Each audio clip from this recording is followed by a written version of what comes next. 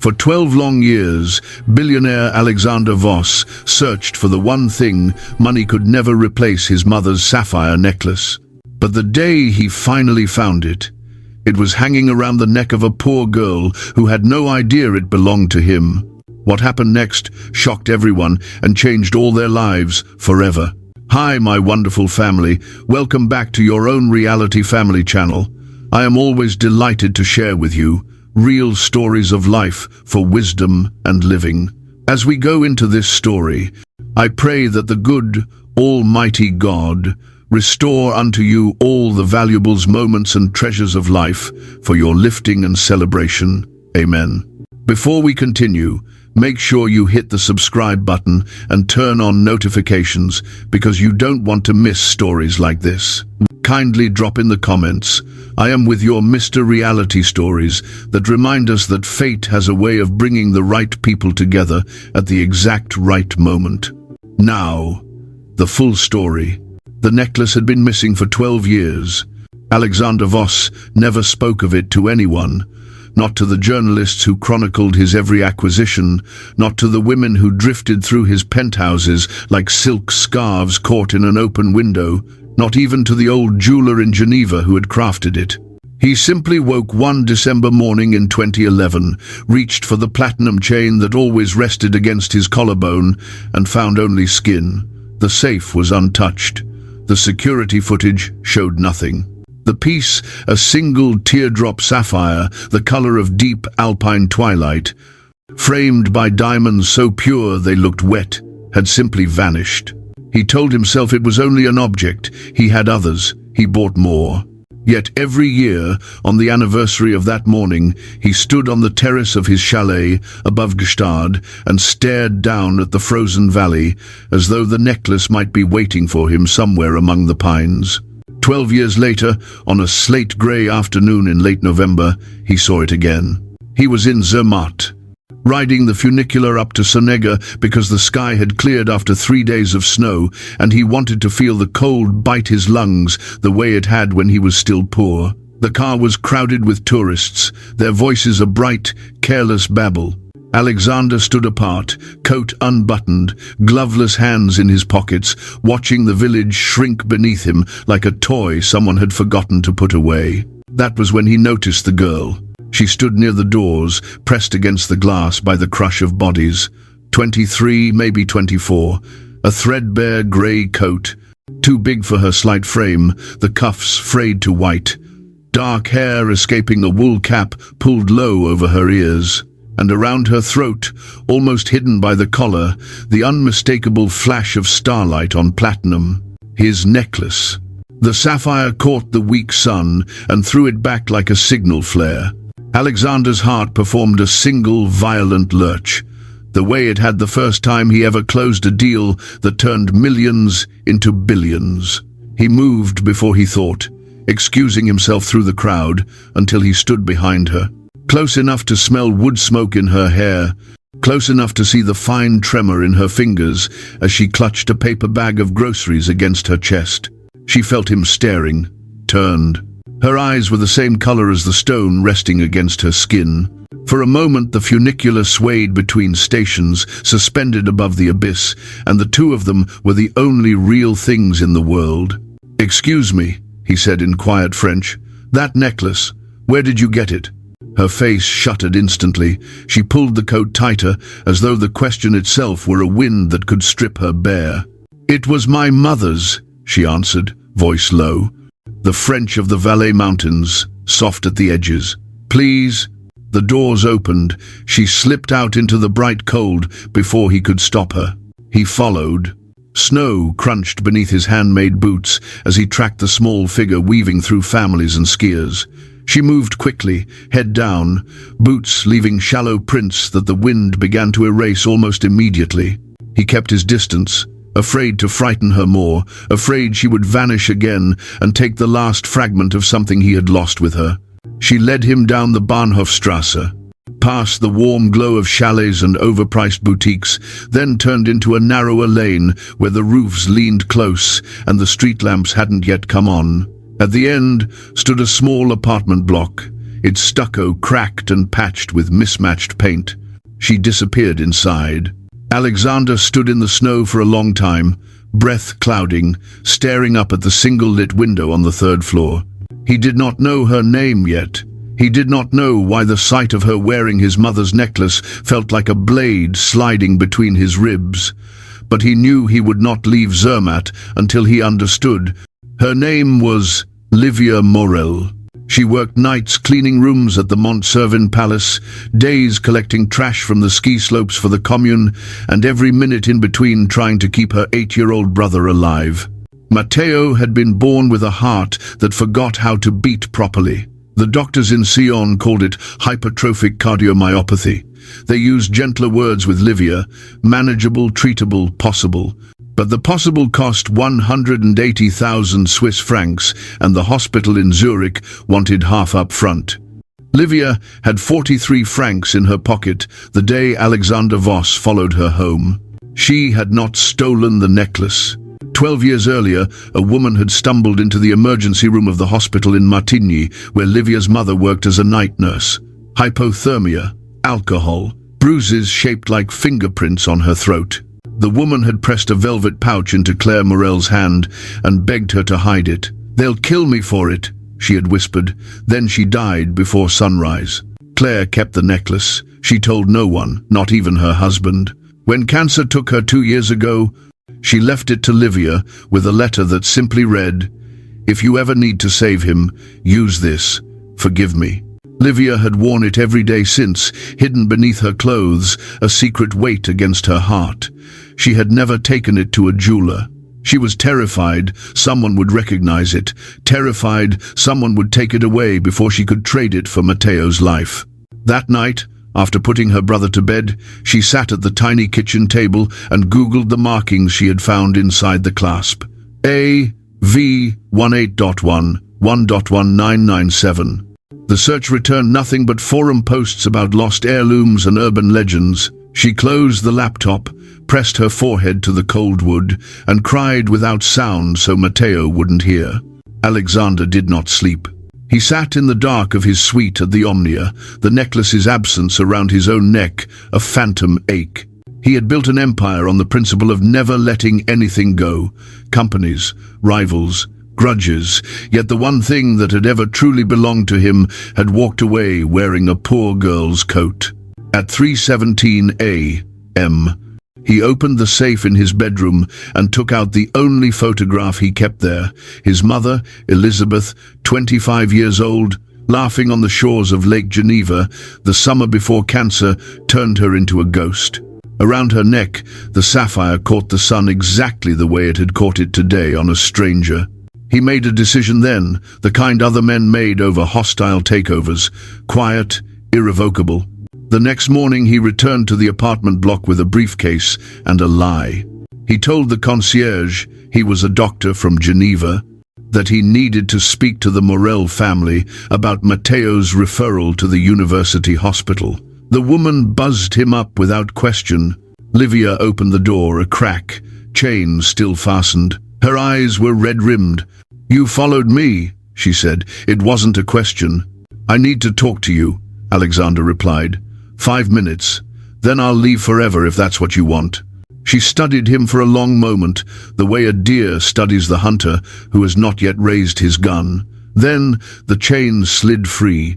The apartment was smaller than his dressing room in Gstaad. Warm, though, smelling of milk and toast and the pine-scented cleaner she used at the hotel. Matteo sat on the sofa, wrapped in blankets, pale and beautiful, playing a game on a cracked tablet. He looked up when Alexander entered and smiled like sunrise. "You're tall," the boy said. Alexander felt something tear open inside his chest. Livia stood with her back to the kitchen counter, arms folded tight. "Say what you came to say." He set the briefcase on the table, opened it. Inside, neat stacks of francs, 200,000. Her sharp intake of breath was the only sound. "I will pay for every cent of your brother's treatment," Alexander said. "Zurich, Boston, wherever they say he needs to go, all of it, in exchange for the necklace." Livia stared at the money as though it might bite her. "That's That's more than the operation. It's everything. Rehabilitation, medicines for life, a trust fund so you never have to clean another hotel room you will never want again. She began to shake. Why? Because that necklace belonged to my mother, he said, and his voice cracked on the word mother like thin ice. It's the only thing I have left of her. I thought I'd lost it forever. Then I saw it on you, and he stopped, throat working. I'm asking you to sell it back to me. Name any price above this, I'll pay it. Livia looked at Matteo, who had fallen asleep against a cushion, small mouth open. She looked at the money, then at Alexander's face, and whatever she saw there made her flinch. I can't, she whispered. He felt the refusal like a physical blow. It's all I have to save him, she said, tears sliding silently. My mother died owing the hospital for her own treatment. I swore I would never let that happen to Matteo. This necklace it's cursed maybe, but it's the only thing valuable I own. Alexander closed the briefcase. The click echoed. I understand, he said. He left without another word. That night, Livia sat beside her sleeping brother and unclasped the necklace for the first time in 2 years. The sapphire lay in her palm, cold as a shard of midnight. She thought of the man with winter in his eyes, who had offered her the world and walked away when she refused it. She cried until dawn. Alexander did not leave Zermatt. He rented the entire top floor of the Monte Rosa Hotel under a false name and began making phone calls to cardiologists in Zurich, to the director of the Children's Hospital in Boston, to the best surgeons in the world. He moved money the way other men moved, chess pieces, quietly, ruthlessly. 3 days later, a letter arrived at the apartment in Livia's mailbox. Thick cream paper, no return address. Inside, a single line in elegant handwriting. The operation is scheduled for December 18th at Kinderspital, Zurich. A car will collect you and Matteo on the 16th. Everything is arranged. You owe nothing. A.V. Tucked beneath the letter, a first-class train ticket for 2 and a prepaid debit card with no limit. Livia sat on the floor and sobbed so hard she scared Matteo, who crawled into her lap and held her the way she always held him. On the morning of the 16th, a black Mercedes waited outside. The driver loaded their single battered suitcase as though it contained diamonds. Livia carried Matteo down the stairs because the elevator had been broken for months. When she reached the car, Alexander Voss was leaning against the door, hands in the pockets of a long charcoal coat, snowflakes melting in his hair. I thought you might refuse if you saw me, he said quietly. She couldn't speak, only nodded, tears already starting again. He opened the back door himself, lifted Matteo as gently as if the child were made of glass, and settled him on the heated leather seat. Then he turned to Livia. The necklace, he said, voice rough. May I? She reached into her pocket and drew it out. The chain coiled in her palm like a sleeping snake. For a moment, she hesitated. Then she placed it in his hand. His fingers closed around it convulsively. He did not put it on. Instead, he opened the car door wider. Get in, it's warm. During the 4-hour drive to Zurich, Matteo slept against Livia's side. Alexander sat opposite them, staring at the necklace in his lap as though it might disappear again. At one point, the boy stirred and murmured something about stars. Alexander looked up, met Livia's eyes, and for the first time she saw him truly uncertain. I don't know how to thank you, she said. Don't, he replied. Just let him live. The operation lasted 9 hours. Alexander spent them in the family waiting room that no one else was allowed to use, pacing like a caged wolf, drinking coffee he didn't taste.